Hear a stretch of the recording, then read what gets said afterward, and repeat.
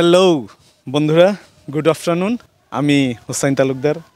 আজ আমি আপনাদেরকে নিয়ে আসছি সেই ঐতিহাসিক একটি স্থানে। আপনারা দেখতে পাচ্ছেন আমার ঠিক নিচে আছে এখন বাল্লা 0 কিলোমিটার।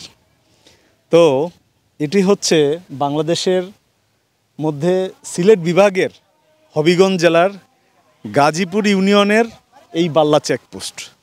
তো আপনারা দেখতে পাচ্ছেন ঠিক আমার পিছনে, ঠিক আছে, ঠিক আমার পিছনে এই বাল্লা চেকপোস্টের ভারতের এলাকা প্লাস বাংলাদেশের এলাকা। তো এই নদী, যে নদীটা দেখতে পাচ্ছেন এখন, সেটা হচ্ছে খোয়াই নদী। যে নদীটা দেখতে পাচ্ছেন আমার পিছনে, সেটা হচ্ছে খোয়াই নদী। আর এই খোয়াই নদীর ওই পাশটায় আছে হচ্ছে ভারতের এলাকা। ভারতের এলাকার ভিতরে কি আছে? ওই দিকের এলাকা হচ্ছে ত্রিপুরা রাজ্য, ত্রিপুরা সাইড অথবা পাহাড়কুমা সেই সাইড, আরও আছে এই খোয়াই নদী। তা প্রতিদিন এই নদী দিয়ে অনেক কিছু পারাপার হয়, আমদানি হয়, রপ্তানি হয়, ঠিক আছে। আর এখন যেহেতু এটি একটি ইমিগ্রেশন পোস্ট, বাল্লার যে চেকপোস্টটি, সেটাকেই আমি আপনাদের মাঝে দেখাচ্ছি যে এই ইমিগ্রেশন পোস্টে যে পুলিশের যে কার্যক্রম, আজকে যেহেতু শুক্রবার, আমি আপনাদেরকে সেই পুলিশের যে ইমিগ্রেশন চেকপোস্টটি সেটা দেখানোর জন্য এইখানে নিয়ে আসলাম। ঠিক দেখতে পাচ্ছেন বাংলাদেশ পুলিশ বাল্লা চেকপোস্ট, চুনারগড়, হবিগঞ্জ। তো এখানে যেটা হয় আর কি, কাগজে কলমে যদি একজন ব্যক্তি বাংলাদেশ থেকে ভারতে যেতে চান, সেক্ষেত্রে এখানে কাগজের যে বিষয়াদিগুলো আছে সেগুলোকে কমপ্লিট করে, সম্পন্ন করে দেন তারপরে ভারতে যেতে পারবেন। তো বন্ধুরা, আমি যে বিষয়টুকু আপনাদেরকে দেখাইতে চাচ্ছি এই মুহূর্তে, এই যে নদী, শুকনোর মৌসুমে এটি আরও শুকনো থাকে, ঠিক আছে, শুকনোর মৌসুমে এটি আরও শুকনো থাকে।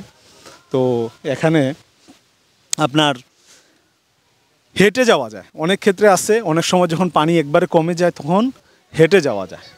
তো এখানে আসলে আপনাদের মনে অনেক জুড়াবে।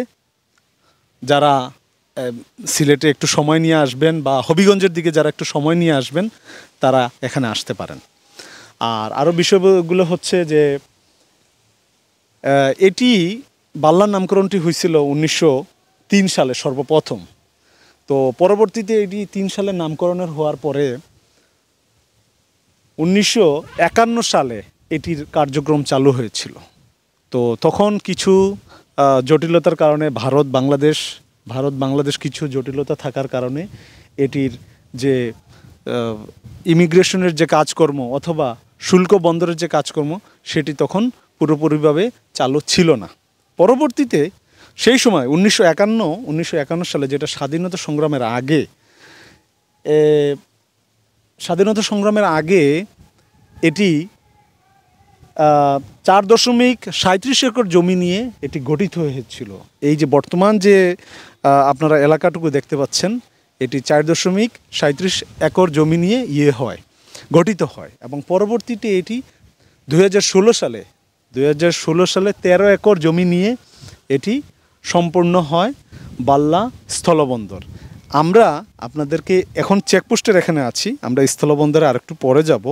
তো এইখানে দেখানোর উদ্দেশ্য হলো যে আপনারা এই স্থানটিতে আসলে এখান থেকে নিয়ে, বাংলাদেশ থেকে নিয়ে আপনারা ভারতে যেতে পারবেন। এবং প্রতিদিনই দেখা গেছে নৌকা পারাপার হয়ে 10 থেকে 15 জন, 20 জন, 30 জন লোক বর্তমান সময়ে যাচ্ছে। তো এই ভিডিও শেষে থাকছে এখানে আপনারা কিভাবে আসবেন, এখানে আসতে আপনাদের কী ধরনের পরিবহন খরচ লাগবে, কী ধরনের পরিবহনে আপনারা আসতে পারবেন, থাকতে পারবেন কি না, এই সমস্ত বিষয়ে সর্বশেষে আপনাদের জন্য আমার কিছু তথ্য থাকবে। ভিডিওটা যখন বাংলাদেশ থেকে ভারতের দিকে যদি কেউ গমন করতে চায়, সেক্ষেত্রে এখান থেকে ইমিগ্রেশনের মাধ্যমে কাগজপত্রের যে নির্দিষ্ট পাসপোর্ট আছে, পাসপোর্টের কার্যক্রম সম্পন্ন করে তারপরে আপনি ভারতে প্রবেশ করতে পারবেন, নতুবা কোনোভাবেই আপনি ভারতে প্রবেশ করতে পারবেন না। তো আমরা যে বর্তমান সময়ে যে স্থলবন্দরটি হচ্ছে 2016 সালের প্রস্তাবিত, তো সেটিকে আমরা আপনাদেরকে আরও কিছুক্ষণ পরে দেখাবো আর একটু সামনে গিয়ে। তো এখনকার মতো এই বিষয়গুলো আপনাদেরকে দেখালাম। এবং এই দিকটাও দেখুন, বেশ সুন্দর কলার বাগান এবং সুন্দর আমার হাতের ডানে যে রাস্তাটি গিয়েছে, আপনারা এখানে আসতে পারবেন। অনেক দর্শনার্থীরা দেখতে পাচ্ছেন বেড়াতে এখানে এসছেন। আর এই সাইডের এই যে ইন্ডিয়ার যে কাঁটাতারের বেড়া, আপনারা দেখুন, ইন্ডিয়ার যে কাঁটাতারের বেড়া এইদিকে সুন্দরভাবে দেওয়া আছে। তো ওনারা এইভাবে দিয়ে রেখেছেন এবং বর্ডার সিকিউরিটি ফোর্স, যেটা আমরা বিএসএফ বলে থাকি, তারা সবসময় এখানে ডিউটি করেন। ঠিক আছে, তো এই হচ্ছে গিয়ে এখানকার বর্তমানে বাল্লা চেকপোস্টের যে বিষয়াদিগুলা আমি আপনাদের মাঝে ক্ষুদ্র পরিসরে তুললাম। আর আরেকটা বিষয় হচ্ছে যে এখন যেহেতু বর্ষার মৌসুম, সেক্ষেত্রে একটু পানির প্রবাহমান চলমান যাত্রা আপনারা দেখতে পাচ্ছেন। আমি ধীরে ধীরে একটু নিচের দিকে ক্রমশ এগিয়ে যাচ্ছি। আর কিছুটা বৃষ্টিরও আবির্ভাব হচ্ছে, কখনো বৃষ্টি কখনো রোদ, এরকমটা আর কি। তো যাই হোক, আপনারা এখানে সময় সুযোগ পেলে যদি কেউ ভারতে গমন করতে চান, সেক্ষেত্রে গমন করতে পারবেন। আর কেউ যদি বলেন যে ভারত থেকে কিছু আনবো, সেক্ষেত্রে আপনাকে পাসপোর্টের মাধ্যমে নির্ধারিত কাগজপত্র সব কিছু ওকে করার মাধ্যমে আপনাকে ভারতে প্রবেশ করতে হবে। আমরা একবারে ভারতের বাংলাদেশের যে একদম জিরো লাইন যেটাকে বলে, সেই জিরো লাইনে আমরা এখন এসে পৌঁছলাম। আর এইটাই হচ্ছে সেই খোয়াই নদী, যেই নদী নিয়ে মাঝে মাঝে আমরা অনেক সময় অনেক কথাবার্তা শুনি অনেক জায়গায়। এটাই সেই খোয়াই নদী। তো এই খোয়াই নদী যখন শুকনো মৌসুমে এটি পানি শুকিয়ে যায় যখন, তখন এখান থেকে মানুষ আস্তে আস্তে, আপনারা দেখতে পাচ্ছেন এখানে চর হয়ে গিয়েছে, মাঝে মাঝে পাহাড় ভেঙে বা রাস্তা ভেঙে, নদীর আশেপাশে কিনারা ভেঙে চর হয়ে গিয়েছে। সেক্ষেত্রে কিছু সময় দেখা গেছে এখানে যখন চর বসে যায়, এই পারের মানুষ ও পারে যেতে পারে। তো এটা কোনোভাবেই যাওয়া যায় না, কারণ তার কাটা দিয়ে তাদের এখানে সেইভাবে সীমানা দেওয়া আছে।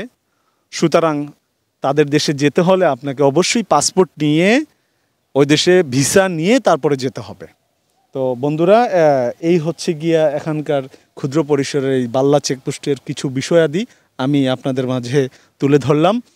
যে এই স্থানটি এখনও কোনো কালভার্ট নির্মাণ হয়নি, সেক্ষেত্রে খুব দেখা গেছে খুব সংকটের মধ্যে এইটা এখান থেকে ভারতে গমন করে। ঠিক আছে, কোনো সময় সংকট বলতে আমি এটা বুঝাইতে চাচ্ছি আপনাদের, যে কোনো সময় নৌকায় অনেক সময় দেখা গেছে নৌকা পাওয়া যাচ্ছে না, যাতায়াতের কারণে অনেকে হয়তোবা এই দিকে এই বিষয়টিকে মানে সুন্দরভাবে করতেছে না, অন্যভাবে সেটা করে থাকে। তো যাই হোক, আমরা অন্যদিকে যাব। আমরা অন্যদিকে গিয়ে আপনাদেরকে এই বিষয়টুকু, যে এটার যে মেইন স্থলবন্দর, সেটাকে আমরা আপনাদের মাঝে দেখানোর চেষ্টা করব। তো বন্ধুরা, আমরা সেই বাল্লা ইমিগ্রেশন চেকপোস্ট থেকে আমরা এখন বিদায় নিচ্ছি। আমরা অন্যদিকে যাব। তো স্মৃতি হিসেবে একটি বটগাছ নিয়ে যাচ্ছি, হ্যাঁ, বনসাই বানানোর জন্য। আচ্ছা, ঠিক আছে। তো আমি দেখাই, ঠিক আমার ওই পিছনে আমি বলেছিলাম যে এই স্থান বলতে আমি এই ইমিগ্রেশনের কথা বুঝাচ্ছি, বাল্লা ইমিগ্রেশন। এখানে যদি আপনাকে আসতে হয়, তাহলে আপনি যদি ঢাকা থেকে আসতে চান, বাস যুগে আসতে পারবেন। বাস যুগে যদি আপনি এখানে আসেন, তাহলে আপনাকে নামতে হবে শায়েস্তাগঞ্জ নতুন ব্রিজ। সেখান থেকে নতুন ব্রিজে আপনাকে আসতে খরচ পড়বে হচ্ছে বর্তমান সময় 450 টাকা, অথবা 400 টাকায় আপনি আসতে পারবেন। এক এক বাসের এক এক ভাড়া। আর শায়েস্তাগঞ্জ নতুন ব্রিজ থেকে আপনাকে আসতে হবে সিএনজিতে 30 টাকা যোগে। আপনি যখন শায়েস্তাগঞ্জ থেকে চুনারুঘাট আসবেন, 30 টাকা লাগবে। আবার চুনারুঘাট থেকে যে কোনো একটি সিএনজিতে করে আপনি এখানে আসতে পারবেন, আপনার 100 টাকার মতো খরচ পড়বে। তো এই হচ্ছে বাস যুগে। আর যদি আপনি ট্রেন যুগে আসেন তাহলে সেটাও আপনি করতে পারবেন। আপনি ট্রেনে যদি আসেন, ঢাকা থেকে আপনাকে শায়েস্তাগঞ্জ রেলওয়ে স্টেশনে আপনাকে নামতে হবে। রেলওয়ে স্টেশনে নামার পর আপনি সেখান থেকে ওই একইভাবে রেলওয়ে স্টেশন থেকে আপনি চুনারুঘাট উপজেলায় আসতে আপনাকে খরচ পড়বে 30 টাকা। সেখান থেকে আসতে আবারও সিএনজিতে আসতে আপনার খরচ পড়বে 100 টাকা। এটা হচ্ছে আপনার আসার, আর যাওয়ার বেলাও সেম। তো এই হচ্ছে আমার কাছে এই ক্ষুদ্র পরিসরে এখানকার তথ্য। ভালো থাকবেন। আমাদের চ্যানেলটিকে যদি ভালো লাগে, আমার ভিডিও যদি ভালো লাগে, তাহলে লাইক, কমেন্ট, ফলো, শেয়ার এবং সাবস্ক্রাইব করবেন।